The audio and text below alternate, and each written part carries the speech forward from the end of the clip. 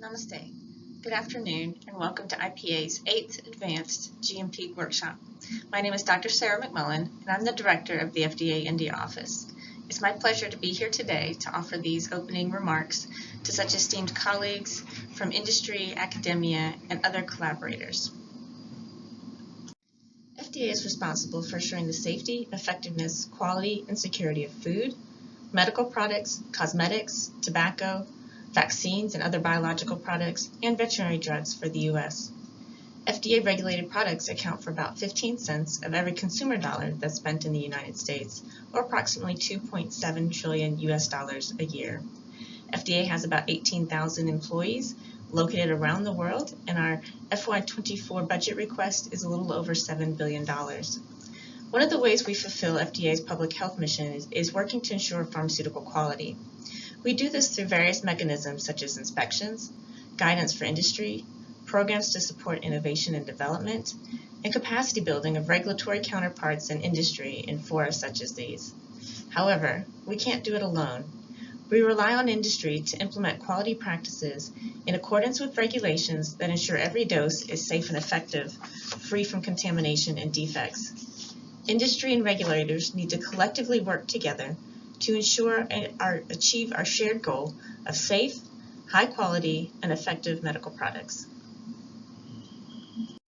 As many may be aware, India has the largest number of FDA-registered drug manufacturing facilities outside the United States.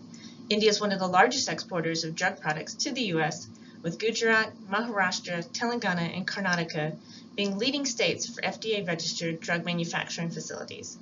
India also leads in ANDA submissions. India is often described as the pharmacy of the world because you supply affordable therapeutics, contributing substantively to the global pharmaceutical production volume. In the United States, we look to India as an important source of the therapeutics our patients rely on every day, as 9 out of 10 prescriptions dispensed in the United States are generics, and 40% of those drugs are made right here in India. As India is one of the leading nations exporting medical products and foods to the United States, FDA established an in-country presence in 2008. We are celebrating our 15-year anniversary later this year in November. The India office serves as the lead FDA presence in-country. Part of our mission is to help ensure the safety, quality, and effectiveness of medical products and foods produced in India intended for export to the United States. Our office has policy and inspectional staff across pharmaceutical, clinical trial, and food commodities, along with administrative staff and leadership. As many of you may be aware, our Commissioner, Dr. Robert Califf, just completed a visit to India. This was a great opportunity for Dr. Califf and FDA leadership to learn more about the priorities of the Government of India, see more of the manufacturing and regulatory climate, demonstrate FDA's support for improving quality, and find ways to strengthen our regulatory partnership and identify areas to improve alignment with international standards and guidelines.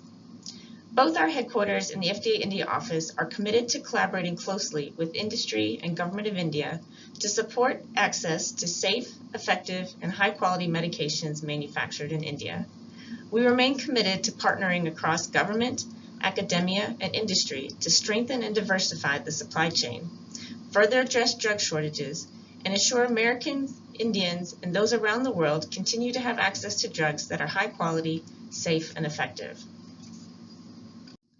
Pharmaceutical quality is the foundation that allows patients and consumers to have confidence in the safety and effectiveness of their medication. While some quality defects may be visible, most are not visible, so it's imperative to build quality into the manufacturing process to provide confidence that each dose has consistent quality, characteristics, and is free from contaminants and defects. The FDA regulates the quality of pharmaceuticals very carefully. FDA is currently developing Quality Management Maturity, or QMM assessments, which would not be used to evaluate compliance with CGMPs. CGMP requirements are foundational to any drug manufacturing operation. It is important that drugs are manufactured under conditions and practices required by CGMP regulations to assure that quality is built into the design and manufacturing processes at every step. CGMP regulations for drugs contain minimum requirements for the methods, facilities, and controls used in manufacturing, processing, and packing of a drug product. Compliance with CGMP is evaluated through surveillance inspections or other inspections conducted by credentialed investigators. Inspections are mandatory, and refusal to permit entry or inspection is prohibited under the FD&C Act. In contrast, we intend for participation in the Developing QMM program to be voluntary. We expect that QMM assessments may focus on evaluating the behaviors, practices, and quality culture within an establishment. The Cedar Site Catalog is the curated inventory of registered manufacturing sites, vetted by FDA as legally manufacturing human drugs for the U.S. market. The FY22 Cedar Site Catalog includes over 4,800 drug manufacturing sites. As you can see, India has the highest number of manufacturing sites outside the United States, followed by China and Germany. FDA uses these site locations and their trends to allocate resources and plan surveillance and outreach activities. After looking at the geographical distribution of manufacturing sites, let's have a look at the global compliance trends. FDA uses an internally calculated site inspection score on a scale of 1 to 10 of a site's compliance to CGMP regulations based on the classification of FDA drug quality inspections. The score is used for comparison purposes to look for trends and target resources. As referenced earlier, compliance with CGMP provides assurance that the drug product consistently meets the intended specifications. In short, a higher inspection score represents better compliance with the CGMPs. For fiscal year 2018 to 2022, the average scores for the sites in the US and Europe were statistically higher than the global average, indicating better compliance to CGMPs. Here we can see an overview of the number of inspections in India each year. While COVID-19 caused a drastic decrease for the years 2020 to 2022, we can start to anticipate the trends to resemble 2018 and 2019 in the years ahead. As a note, the actual number of inspections performed in fiscal year 23 is much higher, but appear lower here as this represents inspections that have reached the final classification stage. After an inspection, FDA determines if the areas evaluated are in compliance with applicable laws and regulations and classifies the inspection. As most will be aware, FDA has the following 3 final classifications: NAI, or No Action Indicated, VAI, or Voluntary Action Indicated, or OAI, Official Action Indicated. This particular chart shows the breakdown of final classifications for inspections for fiscal years 2018 through 2023. During an inspection, FDA investigators may observe conditions they deem to be objectionable. These observations are listed on the FDA Form 483 when, in an investigator's judgment, the observed conditions or practices indicate that an FDA-regulated product may be in violation of FDA's regulations. This graphic represents the 10 most frequent inspection observation citations in India between fiscal year 2018 and 2023. The most frequently cited items relate to problems in the quality system and laboratory controls. Drug shortages are a serious issue in many parts of the world, including the U.S. A team of FDA economists examined a sample of 163 drugs that first went into shortage between calendar years 2013 and 2017. They found that of the 163 drugs in shortage, 62% went into shortage after supply disruptions that were associated with manufacturing or product quality problems.